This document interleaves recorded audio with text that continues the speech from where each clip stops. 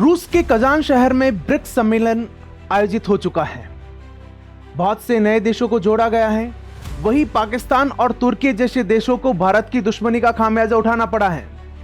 कौन से देश जोड़े गए हैं, ब्रिक्स है क्या और क्या रही इसकी प्रमुख घोषणाएं, चलिए आज के इस वीडियो में चर्चा करते हैं। मैं प्रणवदीप डीप विजन में आप सभी का स्वागत करता हूं। चलिए प्रारंभ करते हैं। आज का जो मुद्दा है वो है ब्रिक्स सम्मेलन, और ये जो टॉपिक है ये यूपीएससी और स्टेट पीसीएस के लिए इंटरनेशनल रिलेशन के संदर्भ में एक बहुत ही महत्वपूर्ण टॉपिक है।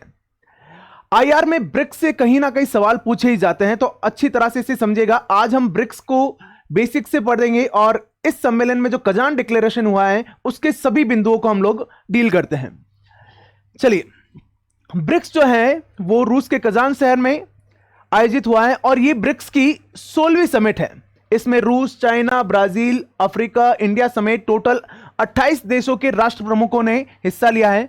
और इस समिट की अध्यक्षता की बात करें तो इस समिट की अध्यक्षता रूसी राष्ट्रपति व्लादिमीर पुतिन कर रहे हैं। तो इस संदर्भ में भी ये एक अभी बहुत ही इंपॉर्टेंट मुद्दा बन रहा है। पूरे विश्व का जो मीडिया है वो इस पर नजरें गड़ाए बैठा है, क्योंकि रशिया पर अमेरिका और नाटो ने काफी प्रतिबंध लगा रखे हैं। और यूक्रेन युद्ध के संदर्भ में और यूक्रेन युद्ध की कंटिन्यूएशन के फॉर्म में, जहां यूक्रेन युद्ध जारी है, उस स्थिति में रशिया एक इतने बड़े संगठन को लीड कर रहा है और उसकी अध्यक्षता कर रहा है। यह अपने आप में एक चर्चा का बड़ा विषय रहा है। इस समिट में जो सबसे प्रमुख जो मुद्दे रहे हैं उनमें एक तो नए सदस्यों की जो भागीदारी हुई है, यानी अब जो ब्रिक्स है वो ब्रिक्स प्लस बन गया है। अब ब्रिक्स नहीं रहा है, अब यह संगठन क्या कहलाएगा, ब्रिक्स प्लस कहलाएगा। ब्रिक्स प्लस क्या है उसके बारे में आगे डिटेल में हम जानकारी लेंगे। और बहुपक्षवाद पर ध्यान दिया है, यानी मल्टीलैटरलिज्म, यानी अब जो सत्ता है पूरे विश्व में सत्ता किसी एक व्यक्ति या एक देश या एक संस्थान के हाथ में नहीं है। अब बहुपक्षवाद बन गया, यानी बहुत से अलग अलग पक्ष हैं और सभी पक्षों में संतुलन बनाने से ही वैश्विक शांति की ओर बढ़ा जा सकता है। ब्रिक्स क्या है?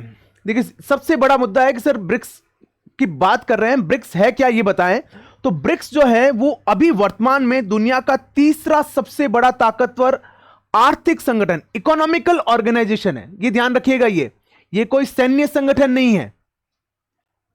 ये सबसे बड़ा मुद्दा है कि ब्रिक्स क्या है, एक आर्थिक संगठन है। इकोनॉमिक पर्सपेक्टिव को ध्यान में रख के यहां पर जो है डीलिंग की जा रही है।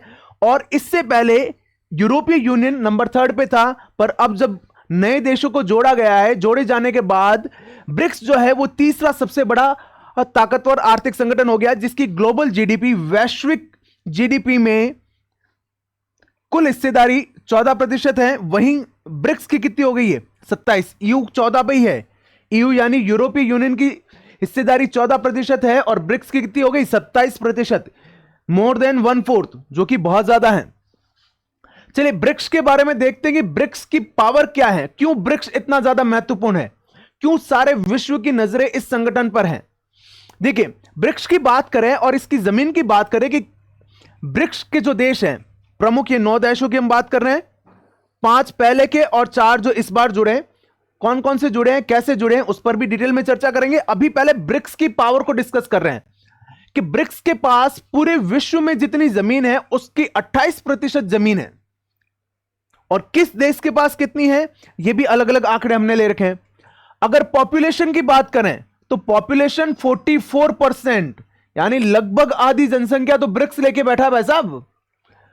ग्लोबल जीडीपी में हिस्सेदारी देखें तो 27% जो है ये जीडीपी में हिस्सेदारी, ये सबसे महत्वपूर्ण है। रीजन क्या है, क्योंकि ब्रिक्स जो है वो एक इकोनॉमिकल ऑर्गेनाइजेशन है, आर्थिक संगठन है। तो यहां पे डिपेंड करता है कि वैश्विक जीडीपी जो है, जीडीपी में कितनी हिस्सेदारी है, तो जीडीपी में 27% हिस्सेदारी यहां पर ब्रिक्स की बनती है। वहीं कंज्यूमर मार्केट की बात करें तो ब्रिक्स 23% कंज्यूमर मार्केट का हिस्सा लेके रख रहा है। टोटल जो निर्यात है, वैश्विक निर्यात का 15% निर्यात ब्रिक्स देशों से होता है।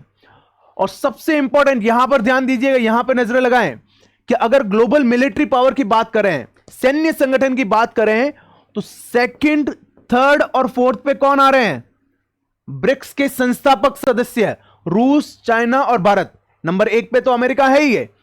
तो इस कारण ये जो संगठन है वो अमेरिका का एक एंटी ऑर्गेनाइजेशन भी देखा जाता है। अमेरिका और नाटो का एक एंटी ऑर्गेनाइजेशन के तौर पर भी ब्रिक्स जो है देखा जाता है। इसीलिए जो अमेरिका और अन्य जो वैश्विक संगठन है उनकी ब्रिक्स पर बहुत ज्यादा नजरें रहती है कि भाई यहां पर क्या घटनाक्रम हो रहा है, क्या चीजें बदल रही है, कौन जुड़ रहा है, कौन हट रहा है और किस प्रकार से यहां पर चीजें डील की जा रही है। तो मिलिट्री पावर ध्यान कीजिएगा, टॉप 3 में थे ये ब्राजील 12 नंबर पे, South Africa, Iran 14, Egypt 15, Ethiopia, UAE इनकी भी 49 और 51। यानी अगर टॉप 15 की बात करूं तो टॉप 15 में ब्रिक्स में से 6 आ गए हैं। यह भी अपने आप में एक बहुत बड़ी बात है। देखिए हालांकि तो ये एक आर्थिक संगठन है, सैन्य संगठन की बात नहीं होनी चाहिए, परंतु सैन्य संगठन को नजरअंदाज नहीं किया जा सकता है। सैन्य पावर कितनी है इस आधार पर भी जो है जीडीपी और इंटरनेशनल रिलेशन जो है डिस्कस किए जाते हैं और मेंटेन किए जाते हैं। चलिए ब्रिक्स बना कैसे, ब्रिक्स था क्या, कौन कौन से देश है, जो देश हैं उन्हें हम यहां पर देख सकते हैं इस मैप में। जो आपको येलो फॉर्मेशन में दिख रहे हैं ये पहले के देश है।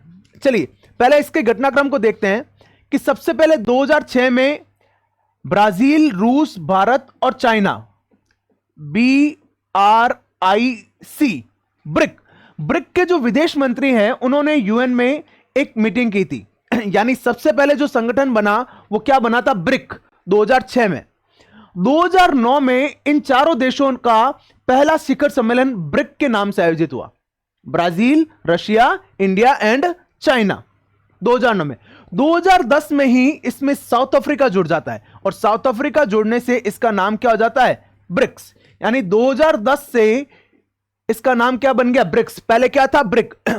फिर 2023 में 6 देश, ध्यान कीजिएगा कंपटीशन एग्जाम के विद्यार्थी यहां पे ध्यान कीजिएगा, बहुत बढ़िया सवाल बनता है यहां से। अर्जेंटीना, मिस्र, इथोपिया, ईरान, सऊदी अरब और यूएई, इन 6 देशों को ब्रिक्स ने आमंत्रित किया था कि भी आप हमसे जुड़ सकते हैं।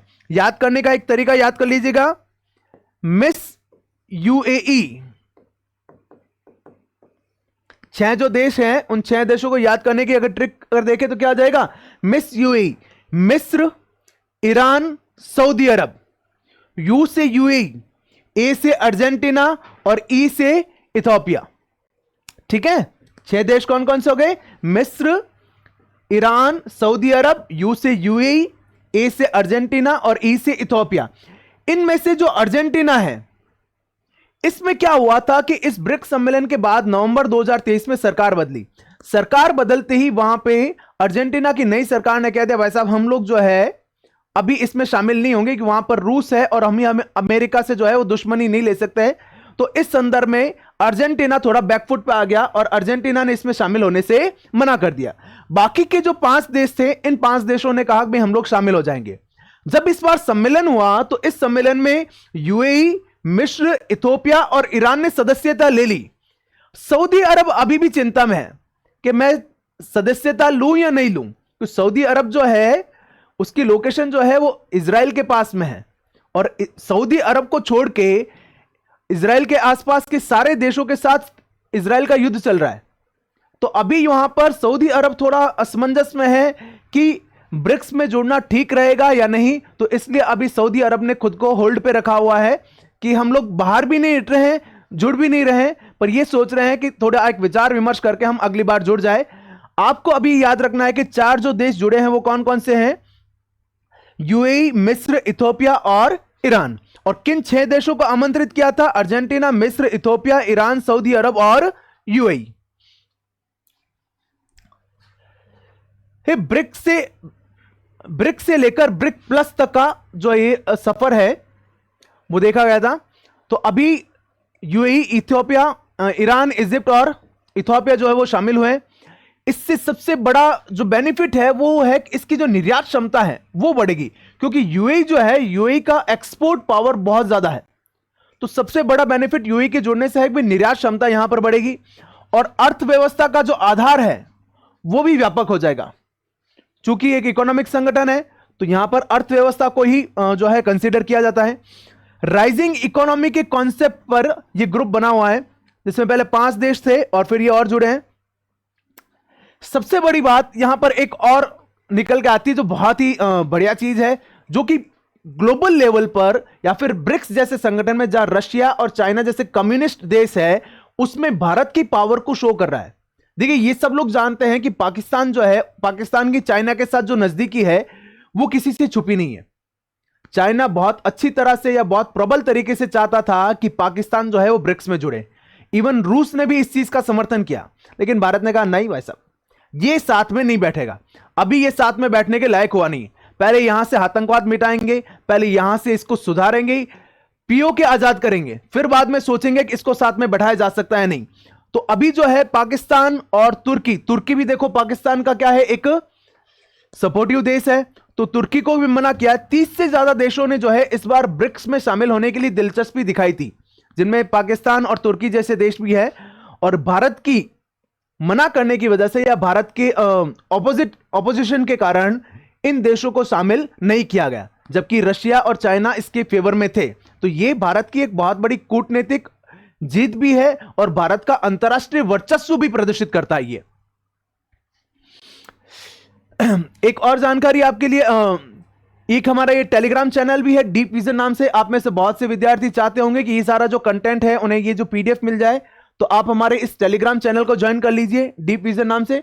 डीप विजन 24 नाम से आपको यूआरएल मिल जाएगा, और deep.vision24 नाम से आपको इंस्टाग्राम चैनल भी मिल जाएगा, जहां पर इस कंटेंट की सारी पीडीएफ में मिल जाएगी। इसके अलावा सारी जो एनसीईआरटी बुक्स है वो भी आपको सिस्टमेटिक फॉर्मेट में इस चैनल में मिल जाएगी। चलिए, ब्रिक्स और भारत का जो संबंध है उससे चर्चा करते हैं। अभी तक भारत ने 3 बार जो है ब्रिक्स की मेजबानी की है, एक 2012 में, 2016 में और 2021 में। 3 बार जो है भारत द्वारा जो है ब्रिक्स की मेजबानी की गई। 2021 में कोविड प्रोटोकॉल के कारण ये वीडियो कॉन्फ्रेंसिंग बेस पर ही हुआ है, अदरवाइज एक बार गोवा में और एक बार जो है नई दिल्ली में जो है ब्रिक्स की जो है सम्मेलन आयोजित किया गया। ब्रिक्स का भारत के लिए महत्व देखें तो भारत ने ब्रिक्स को या ब्रिक्स के मंच को हमेशा अंतर्राष्ट्रीय शांति और स्थिरता को बढ़ावा देने के लिए ही प्रयुक्त किया के काम में लिया गया। साथ ही जो ब्रिक्स को लैटिन अमेरिका, अफ्रीका और एशियाई देशों के साथ बहुपक्षीय संबंध बनाने के लिए एक मंच के रूप में काम में लिया। हमने शुरू में बात की थी कि भारत मल्टीलैटरलिज्म का एक प्रबल पक्षधर है। सबसे बड़ी चीज, चीन के साथ जो हमारे संबंध खराब थे, उन संबंधों को सुधारने में भी ब्रिक्स ने एक महत्वपूर्ण भूमिका निभाई है। न्यू डेवलपमेंट बैंक, ब्रिक्स का अपना खुद का एक बैंक है, न्यू डेवलपमेंट बैंक नाम से है, जिसका मुख्यालय कहां पर है, शंघाई में है।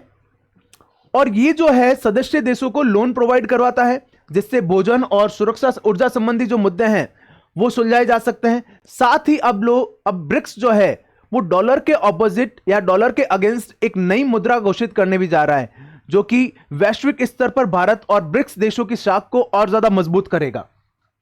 और सबसे बड़ा आतंकवाद के जो मुकाबला है, आतंकवादी जो मुद्दे हैं उनको उठाने के लिए ब्रिक्स हमेशा से एक बड़ा मंच जो है भारत के लिए रहा है।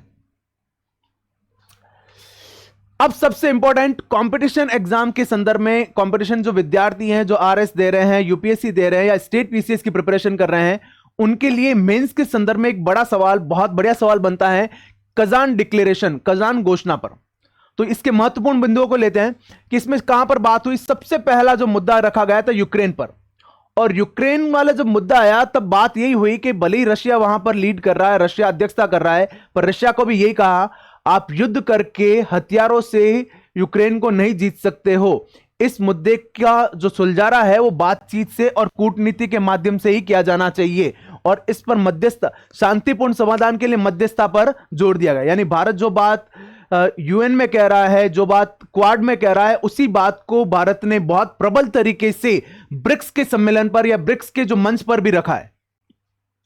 पश्चिमी एशियाई संकट, वेस्ट एशिया में अभी जो गाजा पट्टी है, फिर ईरान, इजराइल, यमन वाला जो हूती वाला जो मामला चल रहा है, जहां इजराइल अकेला 6-7 देशों के साथ लड़ाई कर रहा है, वहां पर बहुत ही मानवीय संकट बना हुआ है। इस संकट को सुलझाने के लिए भी जो है चिंता व्यक्त की गई। दक्षिण लेबनान में अभी इजरायली हमला हुआ है, वहां पर बहुत सारे नागरिकों के जीवन की हानि हुई है, बुनियादी ढांचे को क्षति हुई है। इस सभी चीजों की निंदा की गई, और जो आतंकवादी संगठनों को समूल नष्ट करने और वहां का जो मुद्दा है, जो भी इशू है उसे शांतिपूर्ण तरीके से या मध्यस्थता से सुलझाने के लिए पक्ष रखा गया है। पश्चिमी प्रतिबंधों पर देखिए, वैश्विक खास तौर से रशिया यूक्रेन वार में जो वैश्विक प्रतिबंध जो है वो बहुत लगाए गए हैं रशिया पर। उसे लेकर भी यहां पर बहुत बात हुई कि जो अंतर्राष्ट्रीय व्यापार है या एसडीजी उपलब्धि है, उन्हें लेकर जो गैर कानूनी और अवैध प्रतिबंध लगाए गए, जो एक तरफा पक्ष रखे गए, अमेरिकी पक्ष या नाटो पक्ष को देखते हुए जो प्रतिबंध लगाए गए हैं, वे अनुचित है। चौथा पॉइंट हम बात कर रहे हैं ब्रिक्स अनाज विनिमय पर। ब्रिक्स के भीतर एक अनाज व्यापार मंच की स्थापना पर जोर दिया गया है कि ब्रिक्स में एक अनाज विनिमय के रूप में जाना जाता है, जिसे भविष्य में विकास करने की योजना है और अन्य कृषि क्षेत्रों को शामिल किया जा सकता है।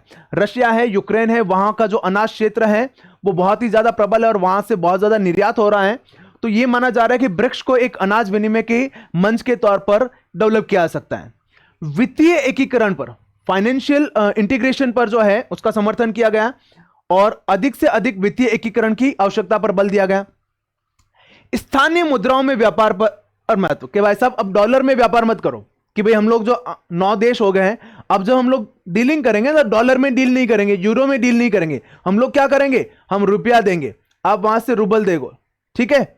तो अब जो है स्थानीय जो मुद्राएं हैं, स्थानीय मुद्राओं में जो है व्यापार करना चाहिए। और यूपीआई को भारत ने एक सफल मॉडल के रूप में रेखांकित किया कि भाई यूपीआई के थ्रू हम लोग क्या कर सकते हैं, रुपए में जो है ट्रांजैक्शन कर सकते हैं। इससे क्या होगा, डॉलर से जो प्रतिस्पर्धा है अन्य मुद्राओं की, वो भी बेहतर तरीके से हो पाएगी। बिग कैट्स, देखिए पहले भी जो था अंतरराष्ट्रीय स्तर पर एक बिग कैट्स जो G20 सम्मेलन हुआ था भारत में, उसमें भी भारत ने एक अंतरराष्ट्रीय बिग कैट्स अलायंस बनाने के लिए एक रखा था कि भाई हम लोग क्या करते हैं, एक अंतरराष्ट्रीय बिग कैट अलायंस बनाते हैं। बिग कैट अलायंस मतलब जो कैट समूह वाले जो जीव है, टाइगर है, लायन है, लेपर्ड है, ये जो बिग कैट्स है, इनका एक ग्रुप बनाया जाए ताकि ये जो दुर्लभ प्रजातियां है जो विलुप्त हो रही है, इनके संरक्षण के लिए विशेष प्रयास किए जा सके। तो ये थे कजान डिक्लेरेशन के 7 बिंदु। मेरे ख्याल से बहुत अच्छी तरह समझ में आ चुके होंगे और अगर आपको मेंस में लिखना भी है तो भी आप पॉइंट वाइज इनको अच्छी तरह से आप लिख सकते हैं। फिर एक बात, जो मास्को है, मास्को में पीएम मोदी को जो है देश का, रूस का जो सर्वोच्च सम्मान जो है Order of Saint Andrew the Apostle, इससे सम्मानित किया गया, जो भी भारत के लिए एक बहुत बड़े गर्व की बात है। और सबसे बढ़िया, सबसे प्रमुख जो यहां पे डिक्लेरेशन में जो चीज निकल के आई, जिसका चर्चा हमने अपने पिछले वीडियो में भी की थी, भारत और चाइना के बीच 5 साल बाद द्विपक्षीय वार्ता हुई। चाइना के अलावा भारत ने रशिया के साथ, सऊदी अरब के साथ, ईरान के साथ भी द्विपक्षीय वार्ता की है, परंतु जिसके सफलतम परिणाम जो सामने आए हैं वो चाइना के साथ हुए हैं। और ये जो अपना LAC है, LAC पे जहां पे डैमचौक और देपसांग में जहां पर भिड़न ज्यादा हो रही थी, जहां पे सैन्य चौकियां आमने सामने आ चुकी थी, वहां से उन्हें पीछे हटने के लिए सहमत किया गया है और सैन्य विवाद को जो है सुलझा लिया गया है और पेट्रोलिंग को लेकर एक बहुत ही बढ़िया जो समझौता है ये किया गया है। तो ये ब्रिक्स को लेकर जो महत्वपूर्ण मुद्दे या महत्वपूर्ण जो बिंदु थे वो डिस्कस हो गए। आज का वीडियो आपको कैसा लगा, इसमें क्या क्या चीजें आपको बेहतर लगी, कमेंट करके जरूर बताएं और अपने दोस्तों के साथ जरूर शेयर कर लें। और चैनल आपने सब्सक्राइब नहीं किया है तो जरूर कर लें और वीडियो को ज्यादा से ज्यादा शेयर करें। मुस्कुराते रहिए, मिलते हैं अगले वीडियो में।